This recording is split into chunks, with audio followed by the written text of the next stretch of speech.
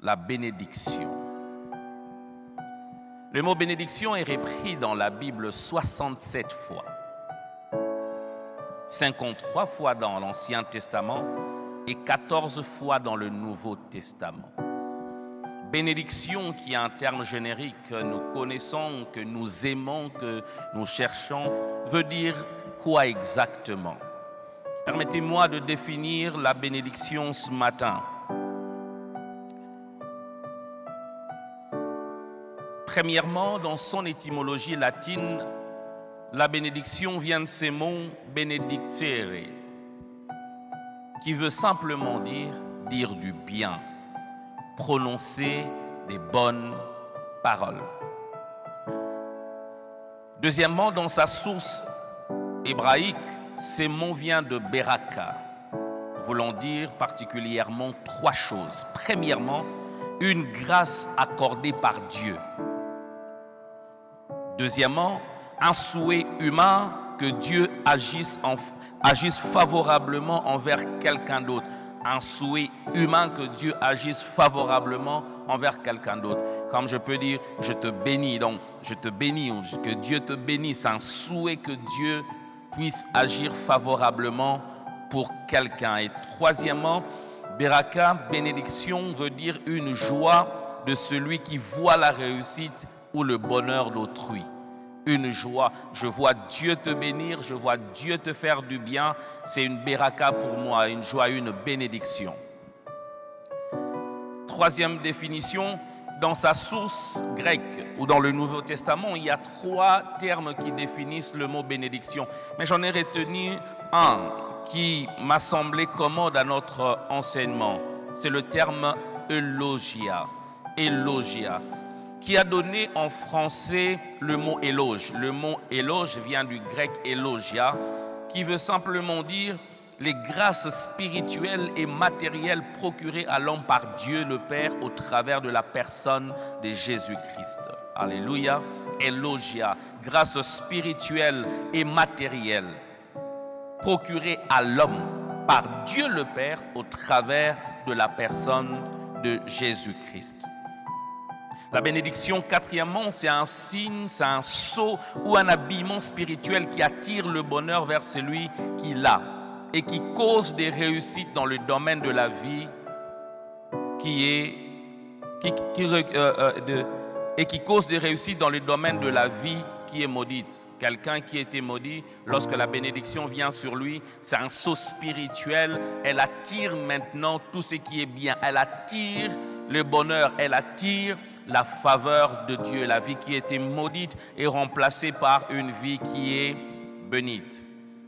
Et enfin, cinquièmement, la bénédiction peut être définie comme un bien en nature que Dieu donne à quelqu'un. Un bien en nature que Dieu donne à quelqu'un. En termes de sources de bénédiction, nous avons donc deux sources principales de bénédiction. Il y a premièrement Dieu. Dieu est la source principale de bénédiction. Source principale de bénédiction, retenez ce qui. Et deuxièmement, c'est l'homme. L'homme béni. Donc l'homme n'est qu'un canal. Il bénit, il prononce des paroles de bénédiction que Dieu accomplit. Donc il y a deux sources principales. Il y a premièrement Dieu et deuxièmement l'homme. Notez bien, le diable ne bénit pas et il ne le fera jamais. Alléluia. Le diable ne bénit pas et il ne le fera jamais. Je n'ai jamais vu dans la Bible, Genèse, Apocalypse, Exode, Nombre, Jérémie, Lamentation, je n'ai jamais vu quelque part où la Bible dit le diable bénit. Le diable ne bénit jamais. Détrompez-vous, le diable ne bénit jamais. Quelqu'un dont l'objectif est de détruire, égorger, voler, dérober, vous pensez vraiment qu'en lui, il a la pensée de bénir?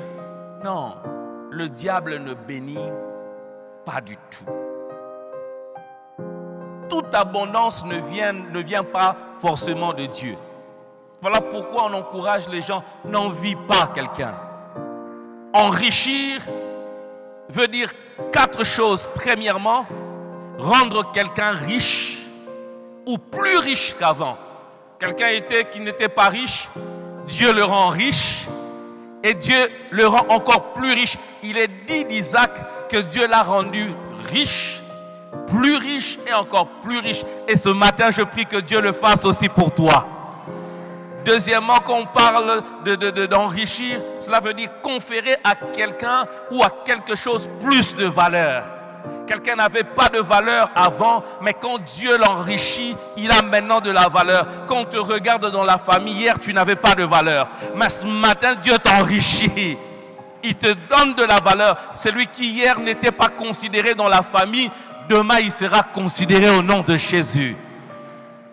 Troisième de chose, quand on parle d'enrichir, cela veut dire augmenter le nombre d'éléments d'un ensemble. Tu avais $500 dans le compte en banque, mais Dieu commence à t'enrichir. De 500, tu passes de 700. De 700, tu passes à 1000. Tu passes à 1200, à 1300. Ce matin, je prie que Dieu le fasse au nom de Jésus. Et quatrièmement, quand on parle d'enrichir, on va augmenter la richesse, les contenus de quelque chose, élargir son domaine. Élargir son domaine. Tu n'avais peut-être qu'un seul domaine d'activité, mais Dieu ajoute encore. Je prie ce matin que le Dieu qui ajoute encore. Malgré qu'il avait déjà reçu la bénédiction de son père. Dans Genèse 32, 24 à 29, Jacob rencontre l'ange. Il dit, je ne te lâcherai pas si tu ne me bénis pas. Mais Jacob, tu avais déjà reçu la bénédiction d'Isaac. Non, je veux la bénédiction qui enrichit. Je la veux. La Bible dit, l'ange veut partir. Il dit, laisse-moi, je veux partir. Jacob s'agrippe à lui. L'ange le frappe à l'emboîture. Il boite. Ça fait mal, mais il s'accroche. Ce matin, j'encourage quelqu'un, ne lâche pas. Alléluia. Ne lâche pas. Avant de parler de 4 clés d'accès à la bénédiction, je me réfère une transition avec cette parole des Écritures, ces passages d'Éphésiens 1:3. C'est l'apôtre Paul qui parle dans sa lettre, il dit ceci. Béni soit Dieu le Père de notre Seigneur Jésus-Christ, qui nous a bénis de toutes sortes de bénédictions spirituelles dans le lieu céleste en Christ. Il dit, Dieu nous a bénis de toutes sortes de bénédictions. Il précise, quelle bénédiction? Spirituelle. Où c'est? Dans le lieu céleste. En Christ. En Christ, nous sommes déjà bénis. Ok? Tu es en Christ, tu es déjà béni de toutes les bénédictions spirituelles dans le lieu céleste. Mais il y a un petit problème. Nous sommes bénis de toutes les bénédictions dans le lieu céleste. Or, nous sommes encore dans le lieu. Alléluia. Avoir une bénédiction dans le lieu céleste, c'est une chose. J'ai des bénédictions spirituelles dans le lieu céleste. C'est une chose. Mais là, tu es dans le lieu terrestre. C'est comme quelqu'un qui a un conteneur à Dubaï.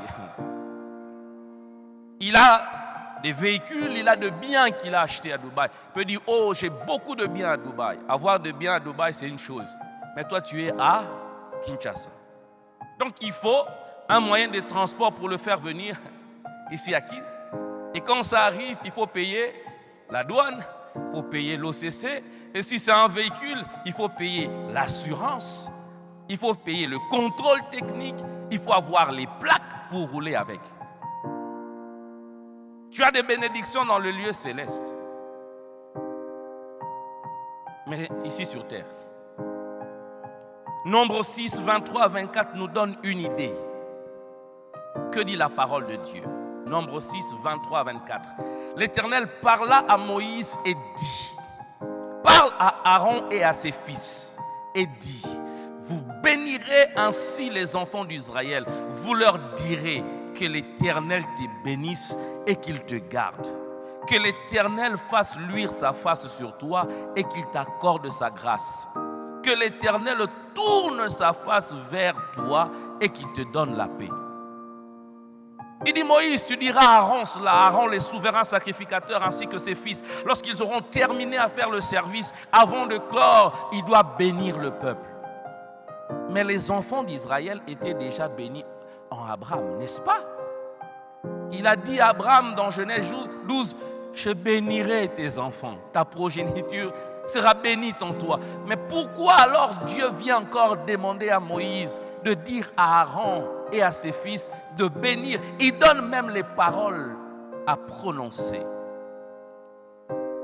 C'est là que je compris qu'il y a des principes bibliques à connaître pour faire passer d'une bénédiction spirituelle à une bénédiction matérielle, palpable.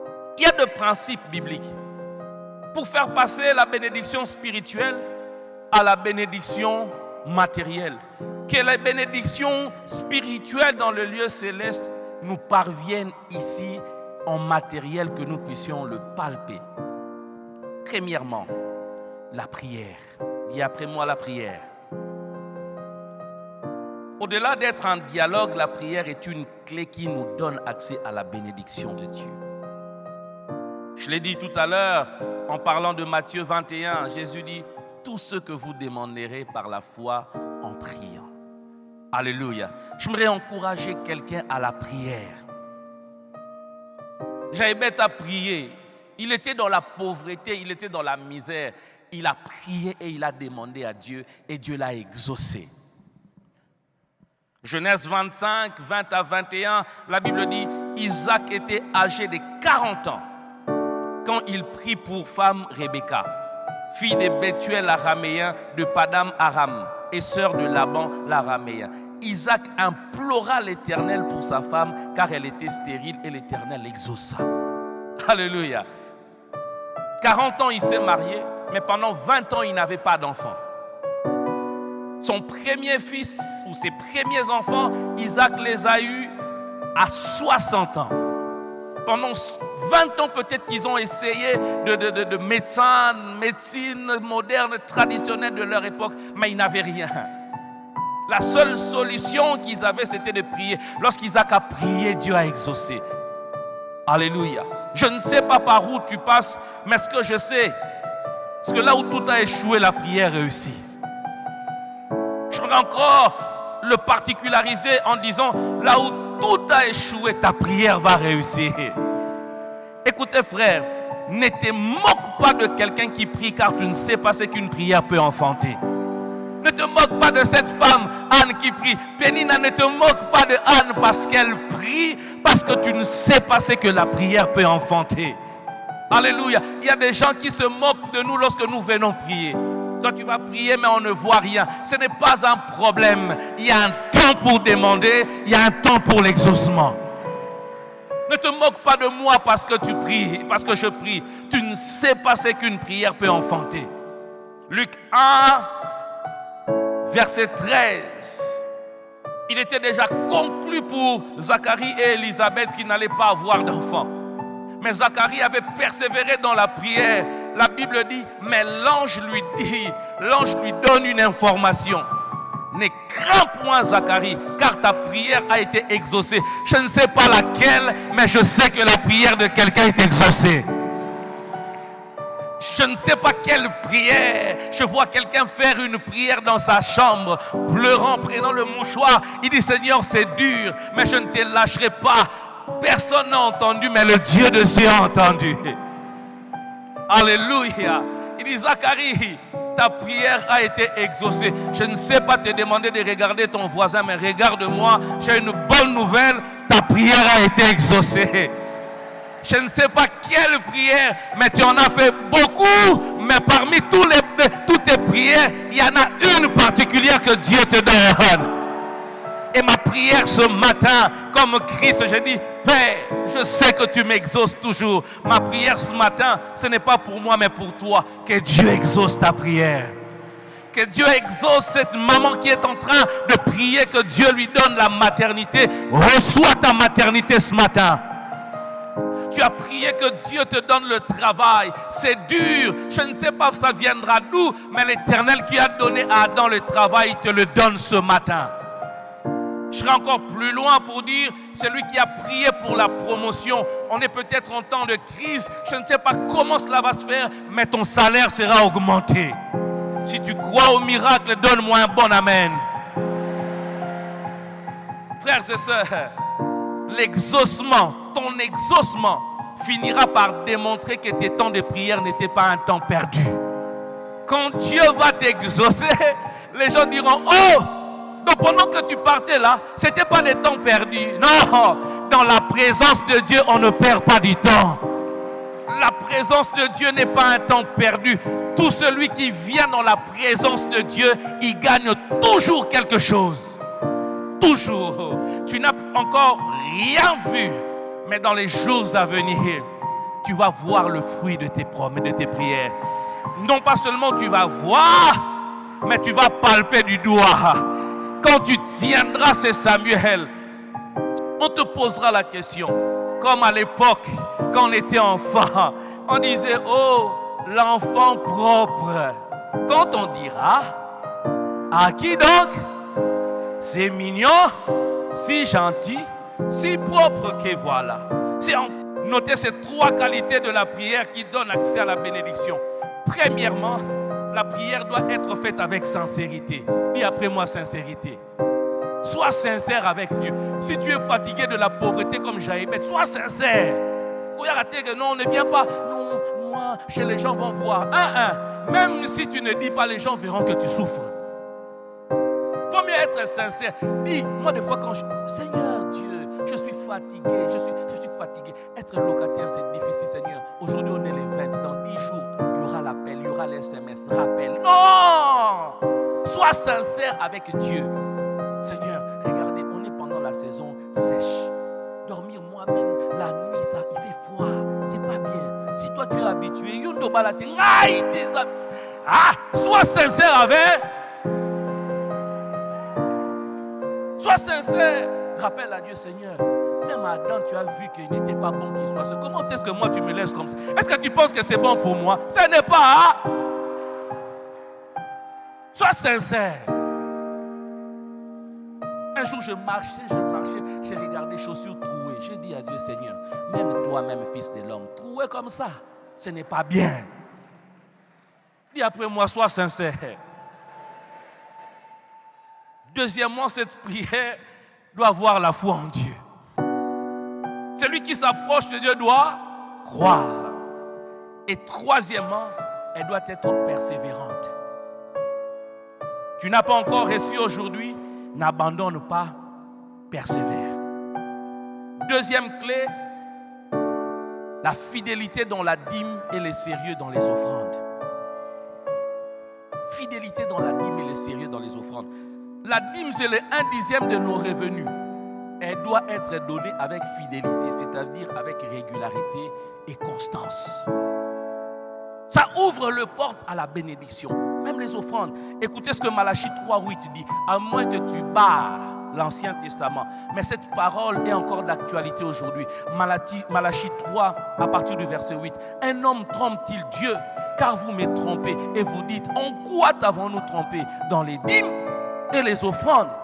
Dans les dîmes et les offrandes, vous êtes frappés par la malédiction et vous me trompez. La nation tout entière a apporté à la maison du trésor toutes les dîmes afin qu'il y ait de la nourriture dans la maison. Mettez-moi de la sorte à l'épreuve, dit l'Éternel des armées. Vous verrez si je n'ouvrirai pas pour vous les écluses de cieux, si je ne réponds pas sur vous la malédiction en abondance, la bénédiction en abondance.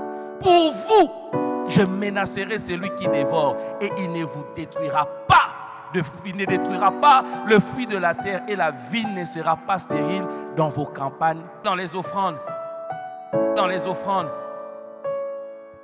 3 bénédictions que je ne veux pas rater attachées à la dîme. Écoutez, la Bible dit, vous verrez si je n'ouvrirai pas les écluses de cieux sur vous. Je n'aimerais pas rater cela. J'aimerais voir Dieu ouvrir les écluses de cieux sur moi. Deuxièmement, il dit, si je ne réponds pas sur vous la bénédiction en abondance, qui ne veut pas recevoir la bénédiction en abondance? Troisièmement, il dit, vous verrez si je ne menacerai pas celui qui dévore. Moi, j'aimerais voir Dieu menacer celui qui dévore mes biens. Et pour cela, Dieu donne une condition. Donnez la dîme. J'aimerais dire à quelqu'un, ne volez pas Dieu. Il appelle voleur celui qui ne donne pas sa dîme. La dîme, c'est un droit que nous donnons à Dieu. Peu importe le montant, donne ta dîme. Sois fidèle dans la dîme, dans les dîmes. Et sérieux en matière d'offrande. Les offrandes, ce sont les dons volontaires que nous donnons à Dieu. Volontaires, nous donnons à Dieu. Mais soyons sérieux dans cela. Être sérieux veut dire être réfléchi. Traiter avec soin et attention une chose. Alléluia. Sérieux dans les offrandes. Regardez ton âge, mais jusqu'à présent, tu donnes que les offrandes de 200 francs. 3 qualités d'une bonne offrande. Premièrement, elle doit être donnée de bon cœur. Quand tu donnes à Dieu, ne murmure pas. Deuxièmement, elle doit être intentionnelle. Cela veut dire, je dis, dimanche, j'irai au culte, je dois préparer une offrande. Troisièmement, elle doit être préparée. Intentionnelle. Troisièmement, préparée. Dès le début de la semaine, je prépare mes offrandes de mercredi, de jeudi et de dimanche. 3 bénéfices attachés à l'offrande. Premièrement, l'offrande hâte la promesse de Dieu. Genèse 18, 1 à 10. Vous le lirez dans la maison. Dieu arrive chez Abraham. Abraham était assis sous le chêne de Mamré. Il n'avait pas encore d'enfant. Abraham était âgé de 99 ans. Dieu arrive, ils étaient à 3. Abraham a vu Dieu. Il a couru. Il a préparé pour Dieu. Qu'est-ce qu'il a pris? La Bible dit, Abraham courut dans son troupeau et prit un veau. Il prit un veau tendre, pas n'importe quel. Un veau tendre. Quand tu prépares une offrande à Dieu, sois intentionnel. Un veau tendre. Il a préparé la crème, il a préparé, il a donné. Après avoir mangé, Dieu dit, où est ta femme? L'année prochaine. Peut-être qu'il restait 5 ans pour l'accomplissement de la promesse. Mais après avoir mangé, Dieu dit, pourquoi attendre longtemps? Il a réjoui mon cœur. Que ton offrande réjouisse le cœur de Dieu. L'offrande hâte la promesse de Dieu. Deuxièmement, elle donne le privilège dans la présence de Dieu d'avoir un chèque en blanc. 1 Roi 3, 3 à 5. Salomon va offrir à Dieu plus de 1000 têtes de bœufs. Plus de 1000. Il offre à Dieu. Et Dieu lui dit, demande-moi ce que tu veux. Alléluia. Il n'a pas fait de jeûne et prière. Il a offert à Dieu et Dieu lui a donné un chèque en blanc. Troisièmement, elle permet à Dieu de signer pour nous des nouvelles ordonnances. Genèse 8, 19 à 21, là je veux lire, la Bible dit, Noé bâtit un autel à l'Éternel. Il prit de toutes les bêtes pures et de tous les oiseaux purs et il offrit des holocaustes sur l'autel. L'Éternel sentit une odeur agréable et l'Éternel dit en son cœur, je ne maudirai plus la terre à cause de l'homme, parce que les pensées de l'homme, du cœur de l'homme sont mauvaises dès sa jeunesse. Et je ne frapperai plus tout ce qui est vivant comme je l'ai fait. Tant que la terre subsistera, le sémail et la moisson, le froid et la chaleur, l'été et l'hiver, les jours et la nuit ne cesseront point. Dieu a pris l'offrande. Il a appelé les anges. Emmenez-moi l'ordonnance. Je signe les arrêtés. Pourquoi? Il a senti l'odeur agréable. Je prie ce matin que Dieu signe les ordonnances sur ta famille. Je ne sais pas lesquelles, mais que Dieu signe ces ordonnances. Quand on donne à Dieu, on reconnaît que ce que nous avons lui appartient. Troisième clé, l'honneur dû aux parents. Genèse 6, 2, 3, la Bible dit « Honore ton père et ta mère ». C'est le premier commandement avec une promesse, afin que tu sois heureux et que tu vives longtemps sur la terre. Je l'ai dit, les bonheurs et la longévité ne sont pas seulement attachés au respect d'un mode de vie bio. Non, moi je mange bio. Voilà pourquoi je vis longtemps. Il n'y a pas que ça, mais aussi au respect dû aux parents. Quand Dieu dit respecter le parent, c'est parce que le parent contribue, il travaille avec Dieu. Dieu le prend comme instrument. Hormis Adam et Ève, hormis Jésus, nous tous nous sommes nés d'un père et d'une mère. Instrument entre les mains de Dieu. Et Dieu tient à ce qu'on les respecte. Je dis bien Dieu tient à ce qu'on le respecte. Je parle de respect. Il dit honore ton père et ta mère. Dieu n'a pas précisé qu'il soit chrétien seulement.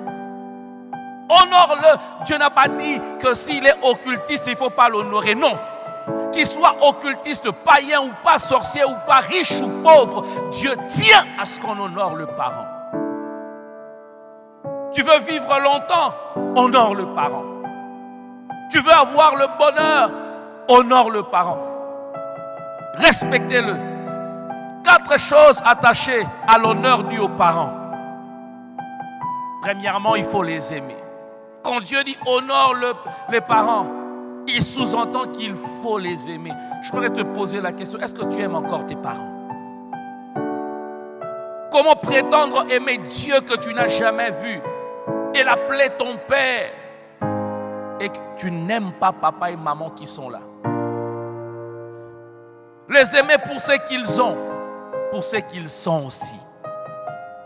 Ils n'ont pas ce que les autres parents ont, mais ce sont tes parents. Je voudrais rassurer quelqu'un, en venant au monde par tes 2 parents, Dieu ne s'est pas trompé. Tu n'es pas venu par hasard. Je n'aime pas ceux-là qui envient le parent d'autrui. Moi, vraiment, si j'étais né dans leur famille, tu ne sais pas ce qui se passe dans l'autre famille. Si tu étais né peut-être de cette maman, peut-être que ça serait ton tour, elle allait t'avorter. Mais celle que tu traites de sorcière, elle a accepté pendant 9 mois de t'avoir. Ce qui est bizarre, elle est sorcière, mais toi tu ne l'es pas. Elle ne t'a pas transmise la sorcellerie. Et tu ne bénis pas Dieu pour cela. Aime-la telle qu'elle est. Deuxième de choses, attacher honneur aux parents, accepte leur autorité. Reconnais qu'ils ont autorité sur toi. Accepter leur autorité veut dire les obéir. Bien sûr, les obéir à un certain âge. Quand on est déjà adulte, on sait prendre d'autres décisions et papa, maman ne viendra pas me dire divorce de ta femme. Non, pas du tout. Accepter leur autorité. Alléluia. Il y a de ces enfants, quand ils commencent à avoir de l'argent, papa et maman non plus. Ils foulent aux pieds l'autorité de parents. Ils se disent chrétiens, chrétiennes, mais irrespectueux à l'égard de parents. Accepter leur autorité. Le bonheur d'être enfant, c'est rendre heureux le parent. Troisième chose attachée à honneur aux parents, c'est le traiter avec respect. Le traiter avec respect en secret, le traiter avec respect en public. Jean chapitre 2, Jésus et Marie, sa mère était dans une fête, plein de gens. Il n'y avait plus de vin. Marie vient, je crois devant témoin. Elle dit à Jésus, ils n'ont plus de vin. Comme pour dire, si tu peux faire un miracle. Jésus dit, femme, qu'y a-t-il entre toi et moi? Mon heure n'est pas venue. Mais quand vous lisez la suite, vous verrez que Marie dit, faites tout ce qu'il vous dira. Elle est partie. Après, Jésus a fait le miracle. Ce n'était pas son temps. Mais devant témoin, il n'a pas voulu déshonorer ce parent. C'est vrai, il y a des parents qui, des fois, ils sont maladroits. Ils nous abaissent en public. Mais cela n'est pas une raison de leur manquer du respect en public. Respecte cette dame qui t'a nourri. Respecte cette dame qui t'a porté. Sorcière qu'elle est, respecte-la. RFI peut-être, ils sont. Mais respectez-le. Quatrième de chose, prendre soin d'eux.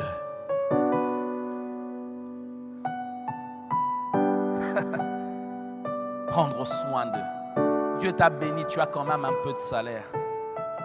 Quand on te regarde bien habillé, bien sapé, bien taillé. Mais quand on regarde tes parents, on regarde ta mère, on a l'impression qu'elle sort fraîchement du village et de la forêt équatoriale. Toi-même, tu t'achètes des habits qui coûtent 200, 300, 400, 500 $. Tu t'étailles de voyage. Mais quand on regarde ta maman, chaud et froid. J'aimerais m'adresser aussi à ceux-là qui sont en Europe ou ailleurs. Honorer vos parents veut dire prendre soin d'eux. Je n'ai pas dit qu'à 100% il faut leur donner tout ce qu'ils demandent, non. Un peu de sucre, un peu de pain, un peu d'argent de poche. Ce que je vous dis, je l'ai vécu moi-même. Je sais ce que c'est que prendre soin de parents. J'ai vu Dieu intervenir dans ma vie à plusieurs reprises et à des différentes façons. Non pas parce que je suis un prédicateur ou je suis un pasteur, non. Parce que j'applique ces principes, prendre soin de parents. J'ouvre une parenthèse, je me fermer rapidement, je m'adresse particulièrement aux aînés. Aînés, la Bible dit que vous avez droit à la double portion. Mais faites attention. La double portion, on l'a lorsque le cœur de père est réjoui. La double portion de bénédiction, on l'a lorsque on sait honorer le parent, c'est prendre soin d'eux.